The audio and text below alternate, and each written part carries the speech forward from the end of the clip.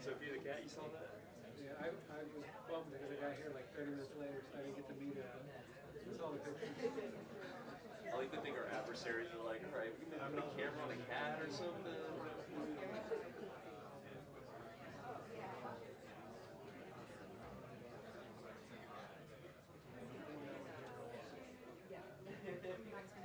Freezing falling guys in the White House. Like, who is this? This is the White House. Yeah.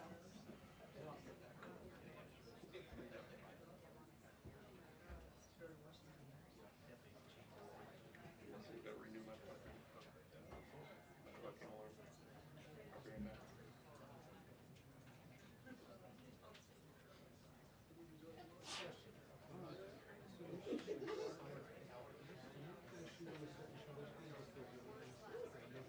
Very good question. Landing I get it. From this spot, but no, I'm sorry. So the slower I shoot, slower shutter speed, less band.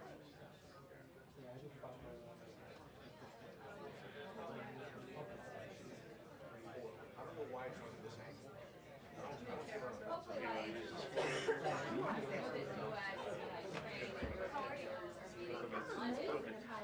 train tomorrow. And the president has said details of a potential peace deal will likely come out this week. There are some reports that it could include U.S. recognition of Ukraine and Crimea as Russian territory, and there are also always questions about whether the U.S. is interested in any sort of security guarantee that Ukraine specifically asked for. We've also been told that the mineral agreement should be signed this week, so looking for views on that.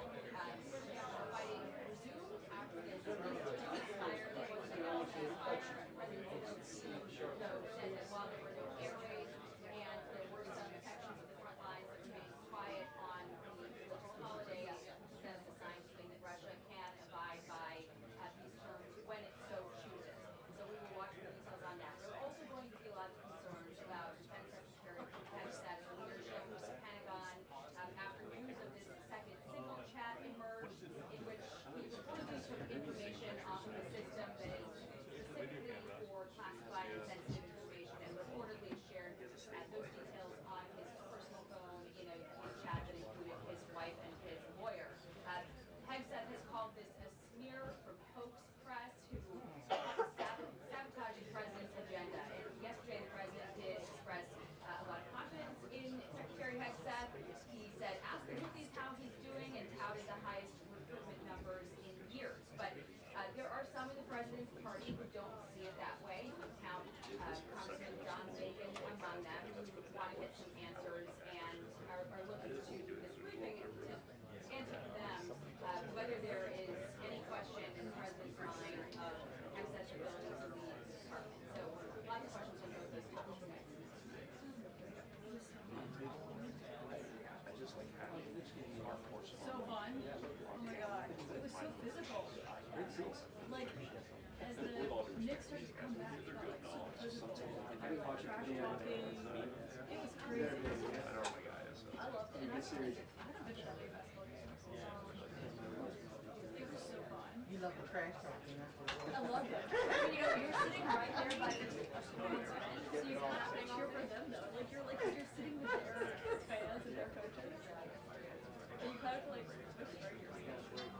Yeah, it was so fun though. And you know, asking for And they renovated it, so you went to the new Madison Theater. I guess maybe the last few years. Yeah, no, they renovated it new. No, it's great. It's such a fun building. One side of the train station. One side. You don't know. No, the Moynihan train station is amazing. Not the Madison. That's not amazing. That is very pedestrian. One hand is really amazing. It really is. Nice to meet you. It really is. Can you see this? So I got inside, and then Union Station used to be like so a drip, nice. and it's the outlines of the water. So the lesson when I was like, don't actually use shockwave. It's like a cinematic. It is. It looks like it's meant to be there. Yeah, it's right. There's times that comes back to the note saying like, can't do anything. It's not quite long enough, but like it's almost there.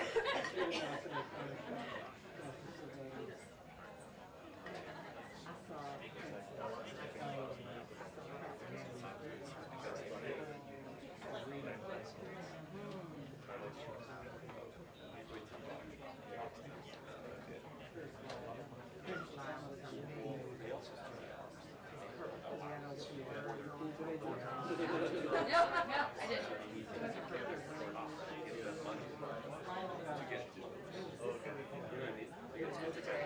My buddy is a track, and he trains CPS. He has like yeah, he's 4 good. He's big good, but he also has an allowance there to like just for like that's nice. To pay your just dress.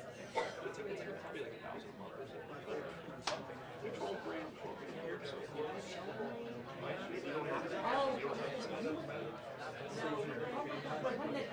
Our company is getting rid of In the rain. Yes, that was. I don't know.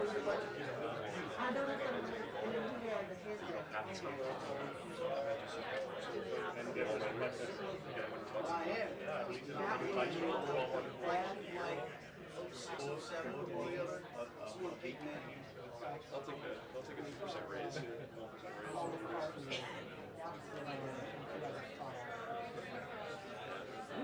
It's gonna be interesting because I like having my smartphone to work. No, yes. No, I'm serious. My personal phone is That would be, oh my God. That would be I've got another picture.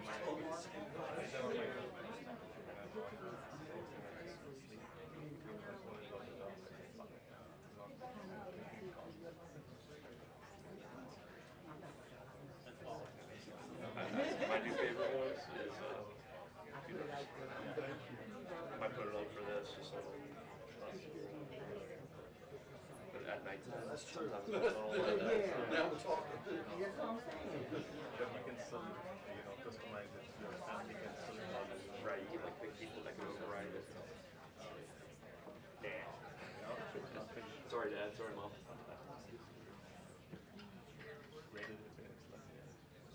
They live in Stafford, an hour south of here almost, and on traffic. Yeah, I grew up there.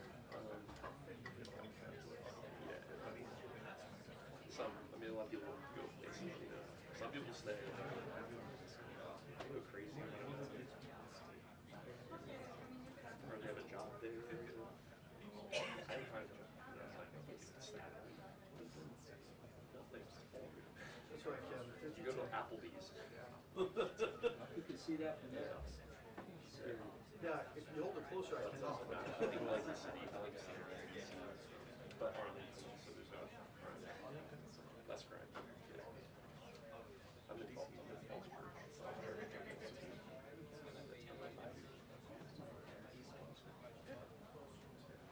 Yeah, I live in East Falls Church, so near Bailey's Crossroads. A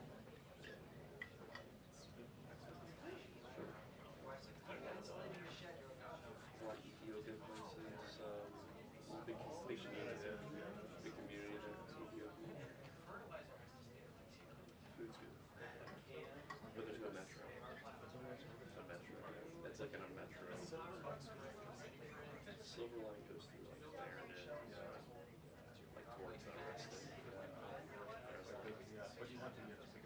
And blue and yellow just goes south to Springfield. So in between is just There's nothing to do. a cemetery. Yeah. You gotta be running in the cemetery. But I can take my truck. I can take my truck. I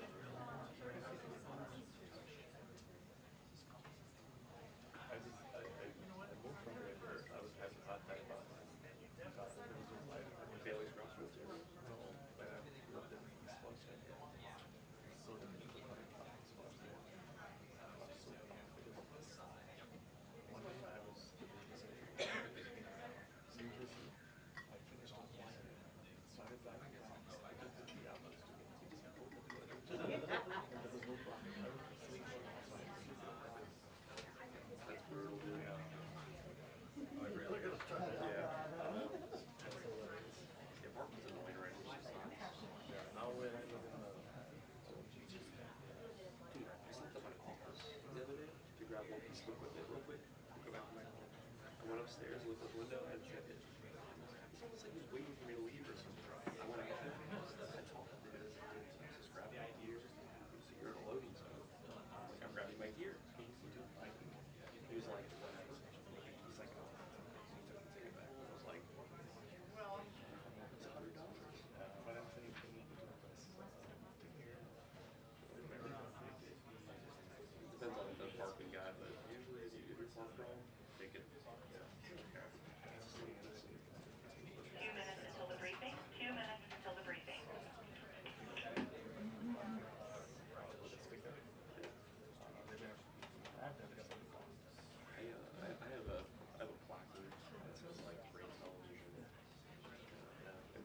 service, NBC, CBS, Fox, ABC, local station, all those logos.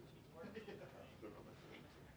This guy's news. Yeah, this guy does news. I put my cell phone number. I don't know. Maybe. I just hope you look at it and say like, oh, this guy's surprised.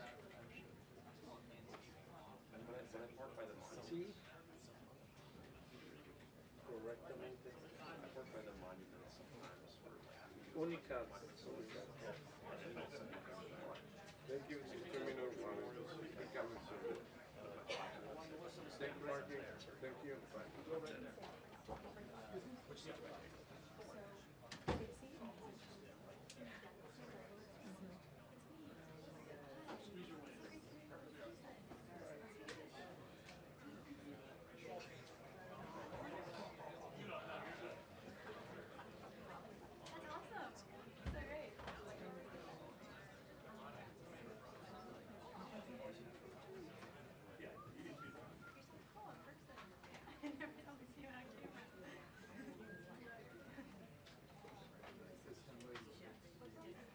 Just get a plane, dude.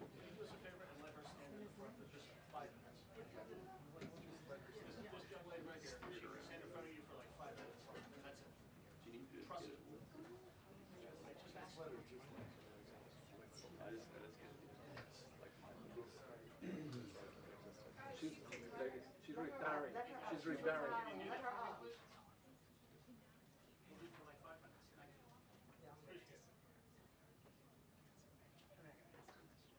Good job, Melissa. Part of the photographer too. You were too long on the recognized.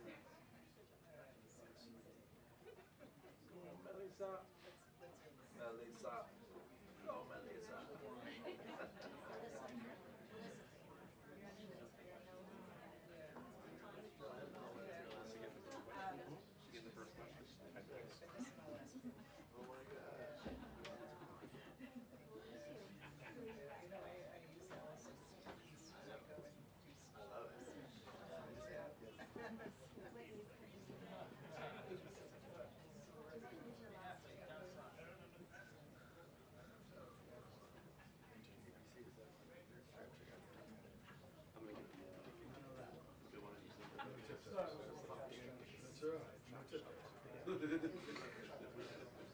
I'm gonna go with Spielberg.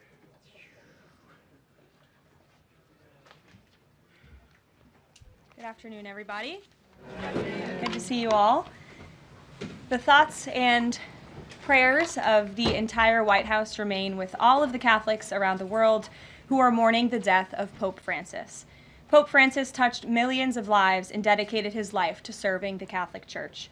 As a mark of respect for his memory, President Trump ordered flags be flown at half-staff, and he will be traveling to attend his funeral in Rome.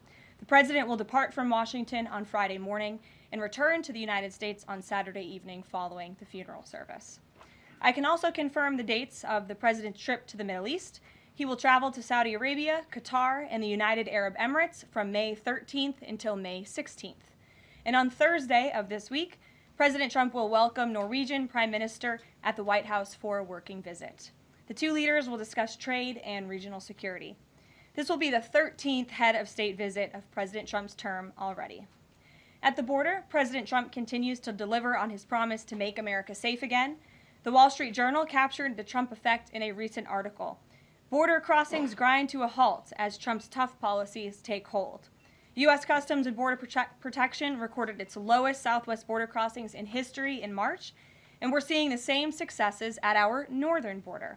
Here's how the New York Post put it. Northern border sector previously overrun by illegal migrants sees dramatic drop in crossings. We haven't seen anyone since November, end quote. According to U.S. Customs and Border Protection, just 54 illegal aliens were apprehended in the Swanton sector of our northern border, which stretches more than 300 miles in March. This is a drastic 95% drop from the more than 1,000 border crossings that were caught in March 2024. This is a main hotspot area that recorded more than 80% of all apprehensions along the northern border during the 2024 fiscal year. And new reporting from the Washington Times fully highlights the difference in Joe Biden's disgraceful approach to the border compared to President Trump's. Under Trump, border catch and release has dropped 99.99% from worst Biden month. You can't get much better than that. This statistic in particular is astounding. Border Patrol agents caught and immediately released 189,604 illegal aliens into the United States in December 2023 at the height of the Biden border crisis. But under President Trump, Border Patrol agents caught and released only 20 illegal aliens into the U.S. in the month of February. Thanks to President Trump, operational control of the border is becoming a reality, and the administration's historic enforcement measures are yielding huge results. Illegal aliens are finally getting the blunt message. If you cross the border illegally, you will be swiftly deported and never return to the United States of America. Efforts to arrest the criminal illegal alien invaders are continuing to ramp up. ICE Chicago arrested a Mexican national convicted of predatory sexual assault of a child in Cook County, Illinois. This week, ICE Denver arrested a Mexican national convicted of sexual assault of a child in Houston County, Texas. ICE Miami arrested a Nicaraguan convicted of aggravated battery in Hillsborough County, Florida. ICE Houston arrested a Salvadorian national convicted of attempted sexual assault of a child in Escape in Dallas County, Texas. And ICE Chicago arrested a Mexican national convicted of aggravated sexual abuse of a minor in Illinois. Despite the Democrats' insane objections, President Trump will continue to embolden law enforcement officers to arrest dangerous legal alien criminals and keep our communities safe. And also thanks to President Trump's America First economic approach, investments continue to pour into our country. Swiss pharmaceuticals company announced they will be investing $50 billion in the United States over the next 5 years, creating 12,000 new quality jobs. Regeneron Pharmaceuticals also agreed to pay Fujifilm Technologies more than $3 billion over the next decade to help manufacture its medicines in the United States. It's a top priority for President Trump to ensure we are producing critical medicines and pharmaceutical drugs right here in America, and that is exactly what we continue to see happen every day. In other news, the Trump administration has announced we will put an end to Joe Biden's illegal student loan bailout attempts. No student loan has been referred to collection since March of 2020. That comes to an end. On May 5th, the Department of Education will resume involuntary collections for borrowers with defaulted federal student loans. The student loan portfolio controlled by the federal government is nearly $1.6 trillion, but fewer than 4 out of 10 borrowers are in repayment. This is unsustainable, unfair, and a huge liability for American taxpayers. Debt cannot be wiped away.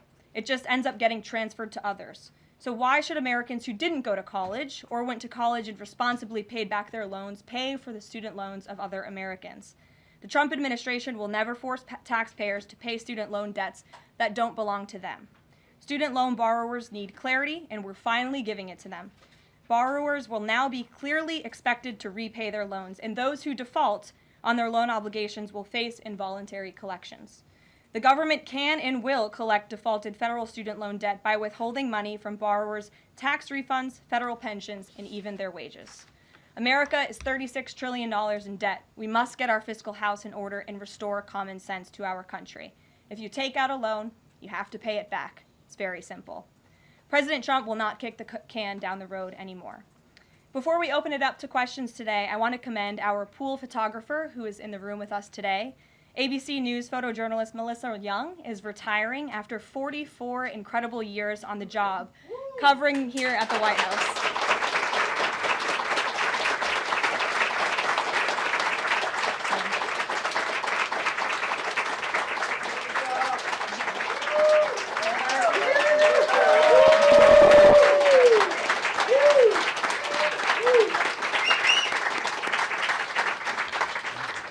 Melissa, congratulations. You have the largest round of applause I've ever heard in this room. So there's something we can all agree on, and you've had an incredible career here covering the White House. So congratulations to you, and we hope you enjoy retirement.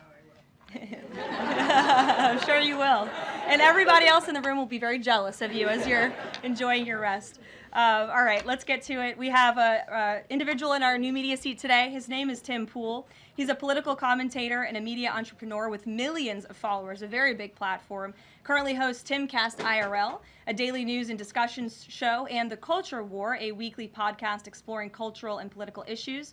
His programs feature in-depth conversations on topics such as free speech, censorship, identity politics, and societal change, often engaging with a diverse range of guests. He's in Washington today because we are also hosting a local media row across the street in the Eisenhower building, which is a testament to our commitment to bring new voices into the White House to cover the president and this administration. So Tim, why don't you kick us off today?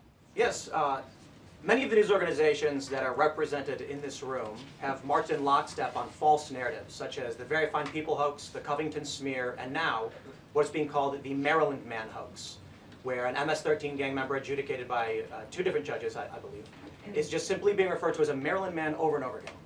Now, in an effort from the White House to expand access to new companies, you've created this new media seat. So I'm wondering if you can comment on, following this expansion, you've had numerous outlets disparage the companies that you've had sit here, as well as the reporters. I'm wondering if you can comment on the unprofessional behavior, as well as elaborate if there's any plans to expand access to new companies. Sure. Well, we certainly welcome diverse viewpoints in this room, which is one of the reasons we have you in here, and there's many new faces in this room in comparison to the previous administrations.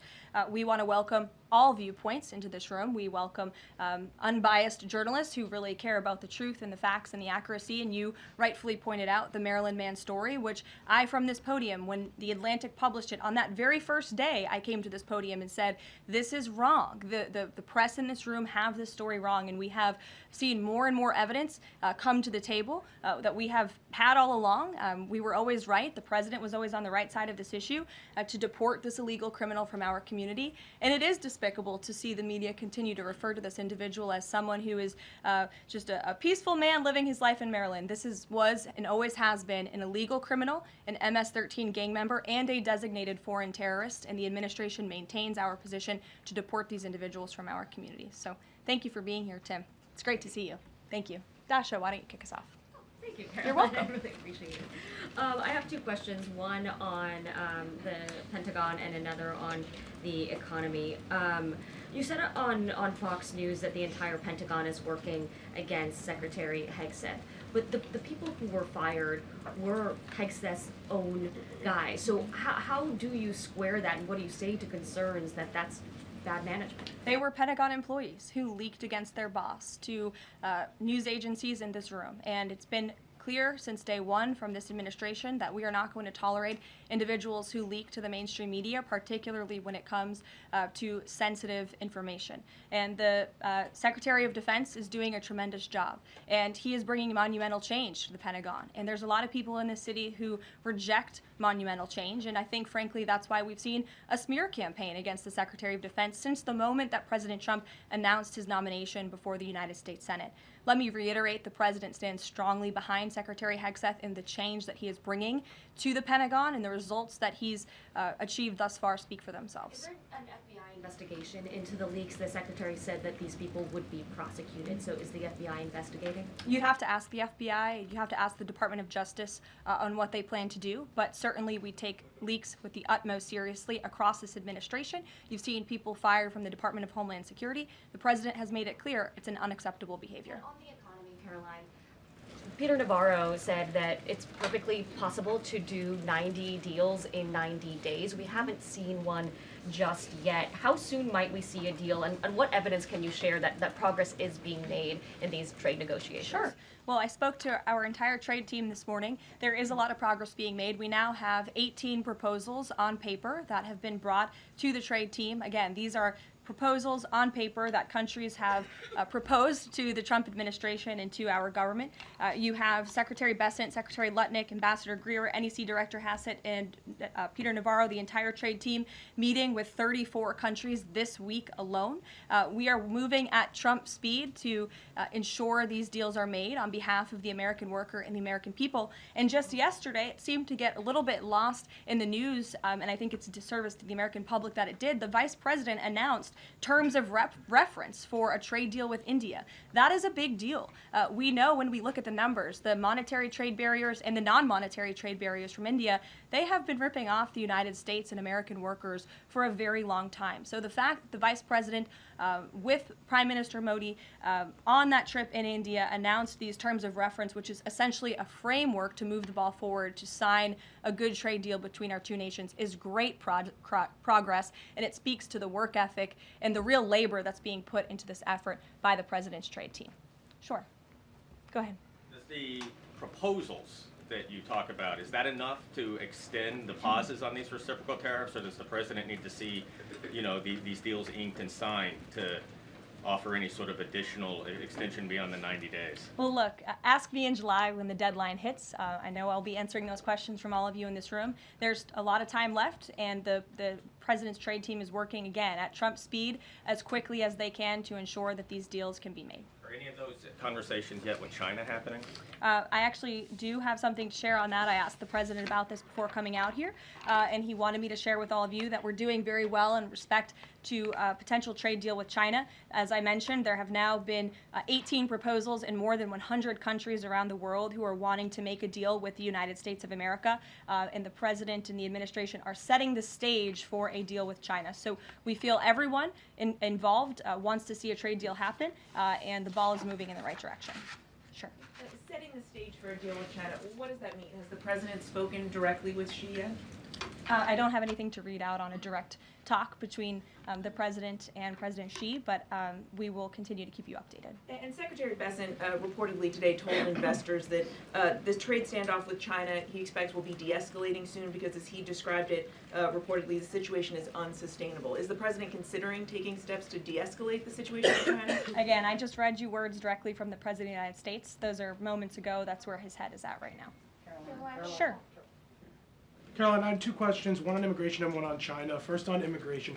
Roughly how many illegal immigrants and aliens do we have in our country, and how many does the administration plan on deporting? Sure. Well, you'd have to ask the Department of Homeland Security for a specific number, but we suspect it's definitely in the millions, perhaps upwards of 20 million people that were allowed into the country illegally by the previous administration.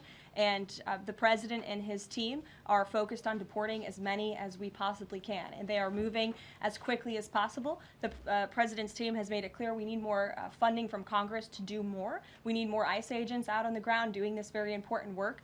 And we also need rogue district court judges to stop acting as judicial activists, trying to block the administration from deporting illegal criminals from our nation's interior. The American public elected the President to do this, and he's following through with that promise. And we have over 250,000 Chinese nationals in our country right now on student visas. Does the administration believe there's any national security concern when it comes to those over 250,000 Chinese nationals in our country? Well, as you know, when it comes to foreign visas, the Secretary of State has the right to revoke visas of those who we feel are acting in a adversarial way to our foreign policy interests here in the United States. He has that authority according to the Immigration and Nationality Act. So I would defer you to the State Department for any individual case, but they are looking at individuals who are given the privilege of being on a visa in our country, and if they are acting, again, adversarial to our foreign policy interests, their visa can be revoked, and they should be aware of that. Sure. Go ahead. Yes. I'm calling on you. Thank you, Caroline. You're welcome. Over the last few weeks, several countries have warned their citizens about travel to the U.S., and the Department of Commerce's own stats know that from a lot of countries, the number of visitors is falling. Does the White House have any message for people that might be reconsidering business or tourism travel to the U.S.? Where did you see that report? With the statistics coming from the Department of Commerce. Said what? It's hard to hear you. Sorry. That visitors from a lot of countries have fallen in the last 3 months. I'd have to look at that report to comment on the merits of it. I think most people around the world recognize the United States of America is a great place to do business. It's a beautiful place to visit, and they should certainly come here because it's a much safer country than it was 4 years ago under the previous president. Libby, good to see you. A question about this upcoming announcement from HHS to ban food dyes. During the first week of the administration, the FDA announced that it's pulling its plan to ban menthol cigarettes. So 2 questions for you. How do you square a ban on menthol cigarettes being pulled and then announcing this ban on food dyes? And then how does the president feel about this upcoming ban that's that RFK is going to announce? Sure. Well, look, the Secretary of Health and Human Services, the president nominated him because he trusts him to make this country healthy again. It's not just a slogan, it really is a movement that has broken ground across the country. There's millions of people who believe in RFK Jr., Secretary Kennedy, and what he's doing. I don't want to get ahead of HHS with this historic announcement later and the details of it, but obviously the Secretary feels that he has reason and evidence to announce the ban on artificial dyes later, and I'll let him speak to that this afternoon. Phil. The president started the process of reclassifying more than 50,000 federal employees as Schedule F. We've already seen him march through a number of government agencies. I'm curious, should we expect mass firings, or is this a case-by-case approach, a scalpel or a sledgehammer? Well, look, as you saw on Friday, the president put out a statement about it. The Office of Personnel Management reclassified workers. They're now called Scheduled Policy/Career. And all the president is trying to do is ensure that federal workers are being held accountable for corrupt behavior. If they are engaging in corruption as a government worker, they should no longer have their job. I think that's pretty common sense. He also believes that bureaucrats should be acting in accordance to the will of the American public, who duly elected this president. Not just this president, but all future presidents. If you work for the government, you should be adhering to the will of the American public and advancing the administration's goals and interests. And if you are not doing that, then you should go find another job whose interests you align with. So as for specific firings, I would defer you to the specific agencies, but the president in this move and Office of Personnel Management, it will make it easier to get rid of rogue bureaucrats who are engaging in corruption. And then another quick question about Sure. Google, real quick. A federal court ruled last Thursday that Google's dominance of online advertising and ad tech markets violated U.S. antitrust laws. I know the president has spoken to a number of folks in big tech, and Google's CEO was even at his inauguration. I'm curious, what is the president's reaction to that court ruling? I'll have to ask him, and I'll get back to you, Phil. Thank you, Caroline. You're welcome. John. Thanks a lot, Caroline. Some economic questions for you. Kevin Hassett has been a key economic advisor to the president in both of his terms. In 2022... And he still is. And he still is. He was just in my office. Absolutely. In 2022, he said that the independence of the Fed is super important. That's a direct quote. Is that something that the president subscribes to? Does he still believe in the independence of the Federal Reserve? Well, look, I think the president has made his position on the Fed and on Powell quite clear.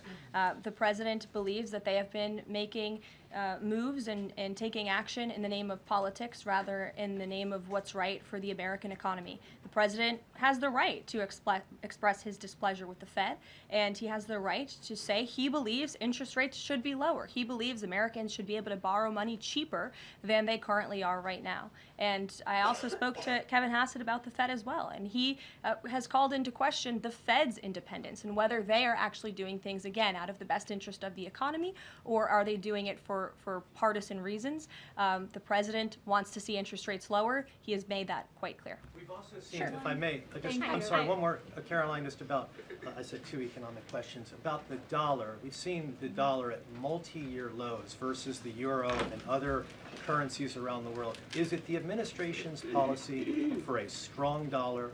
How does it view the dollar versus other currencies around the world? The president wants to see the dollar remain as the world's reserve currency for our long-term fiscal stability and our economic growth. He's been quite clear about that. Sure. 2 questions. And then to the woman behind you, who I haven't seen before, welcome. Go ahead, Mary. Earth Day and then the Supreme Court, if that's okay. That's right. It's Earth Day. Yes. Happy Earth Day, everyone. I saw the president truthing about the garbage pileup from China in the Pacific, and then I believe Lee Zeldin is headed to San Diego to investigate the pile of sewage from Mexico. Can you speak to what the White House has planned for Earth Day and anything in that arena? Sure. I do have points from the EPA. Administrator Zeldin's doing a fantastic job, and they are always sharing their accomplishments with the White House, which we very much appreciate. He will be traveling, I believe he's in California today, for sewage situation, here you go. Administrator Zeldin met with his Mexican counterpart to discuss steps Mexico needs to take to ensure the water entering the United States is clean and safe. And he's holding a press conference in San Diego today with elected officials and local stakeholders on the Tijuana River sewage crisis. I would also add from the president himself, he has always maintained he wants America to have the cleanest air and the cleanest water. And we want to do what's right for our environment and for our earth. And a lot of that is making sure that we have clean and sustainable energy, and we know that we produce natural gas cleaner and more efficiently than any country in this world, and the president wants to see that continue. Thank you. And then on the Supreme Court, I know the court is hearing a case dealing with parents who don't want their kids having to read gender ideology books in schools. Can you comment on that case and what the Trump administration hopes to see come from that? Sure. We hope the Supreme Court will do the right thing, and the president has been very clear. He stands on the side of parental rights, and he believes strongly that parents should have a greater say in their children's education and the content, if you will, that children are being exposed to in our public school system. Sure. Go ahead. Caroline, thank you. Hi. I'm Caroline Leavitt with World News Group. The administration ended some temporary protections for Afghans, including several hundred Christians who have been punished by the Taliban. Is the president considering any exceptions for Afghans who could face death or torture if they return to their home country? So let's just be clear about one thing. We didn't end that proactively. It expired, and it's because the previous administration illegally paroled millions of people, or hundreds of thousands of people, I'm sorry, into the country, and then gave them temporary protective status, which again is a temporary status. It's not a permanent status in this country. And if there are individuals here who came in through the Biden administration who want to claim asylum, there is a legal process to do that, and those cases will be adjudicated by a judge on a case-by-case basis. We have a legal immigration process in this country for a reason, and all this administration is trying to do is effectuate that. Reagan. Thank you, Caroline. I have two questions for you Sure. on immigration. March deportation numbers were down slightly from the same time period last year. SCOTUS recently ordered a pause on deporting Trinidad members with the Alien Enemies Act. I'm curious what other tools the administration is looking at to boost those deportation numbers. Sure. Well, we are obviously complying with the court's order. However, it was a temporary pause. The Supreme Court basically said, sit tight, and they will follow up with an order, and we're confident that the Supreme Court will rule on the side of law and recognize the president absolutely has the executive authority to deport foreign terrorists from our nation's interior under the Alien Enemies Act. We feel very strongly about that, and we're confident the courts will side with the president and his executive authority. As for deportations, we continue to deport illegal criminals under Title VIII, which is an immigration authority given to our Border Patrol agents and the Department of Homeland Security to deport illegal criminals from this country. And the administration continues to do that at record speed as quickly as they can with the resources that they have. They recently dropped charges against the MS-13 leader caught in Woodbridge, Virginia, with the idea that this will expedite the deportation process. Does the administration plan to drop charges against other criminal illegals to speed along the deportation process? You'd have to ask the Department of Justice. Obviously, that's within their purview, and I can't speak for them. However, it is our goal to deport as many illegal criminals and aliens from our country as we possibly can, as quickly as we can. Jackie. Thank you, Caroline. We've heard so much about this Saudi trip planning, and the president's mentioned it himself before, but I don't think we've ever heard on the record what he hopes to achieve in Saudi Arabia and what the purpose of the trip is. Sure. Well, the president looks forward to this. It was supposed to be his first foreign visit, but of course now he is going to Rome this weekend to honor the Pope and attend the funeral. The president looks to strengthen the ties between the United States and these countries in which he will be visiting. He'll be having many bilateral meetings and talks, and we look forward to the trip and hope to see many of you there. And the meetings in London this week, do they have any nexus with the plans in Saudi Arabia?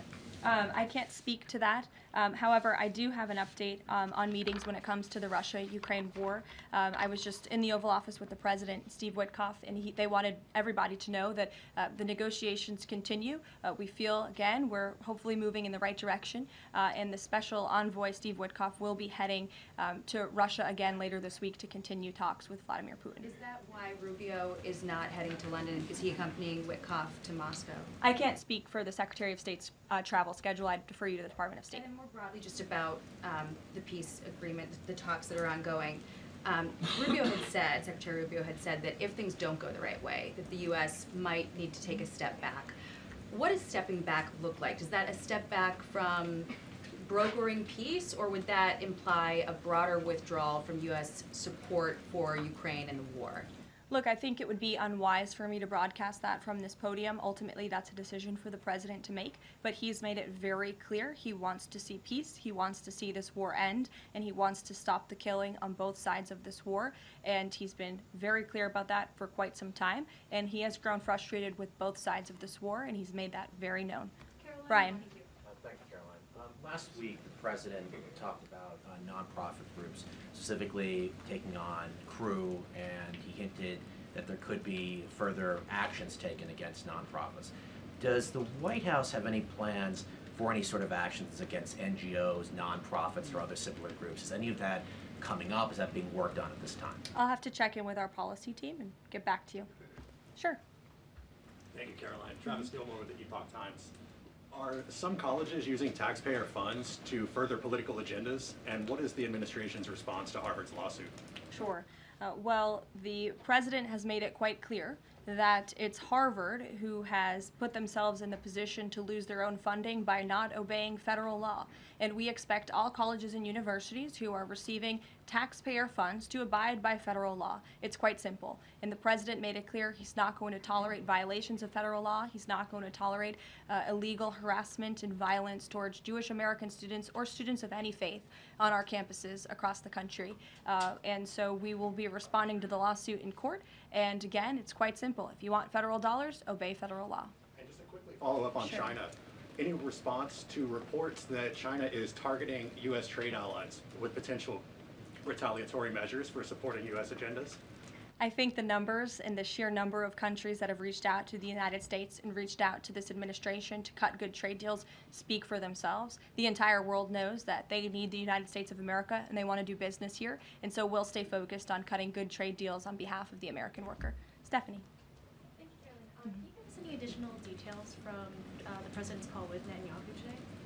I did speak to the president about it. It was a good call. They spoke particularly about Iran and the negotiations that are underway with Iran and the United States. And the president has made it very clear repeatedly, but I'll reiterate, there is no daylight between the United States of America and the state of Israel. He stands strongly behind our ally. He's made it quite clear when it comes to Iran that we want to see a deal, and Iran has a choice to make. But the president has also made it very clear, and he reiterated that in his call with Prime Minister Netanyahu today about the need for Iran to never obtain a nuclear weapon.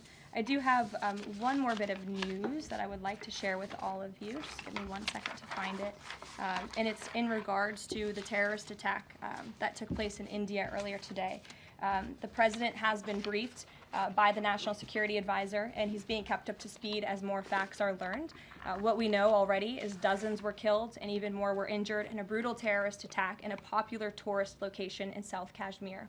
President Trump will be speaking with Prime Minister Modi as soon as he possibly can to express his heartfelt condolences for those lost. And our prayers are with those injured and our nation's support for our ally India.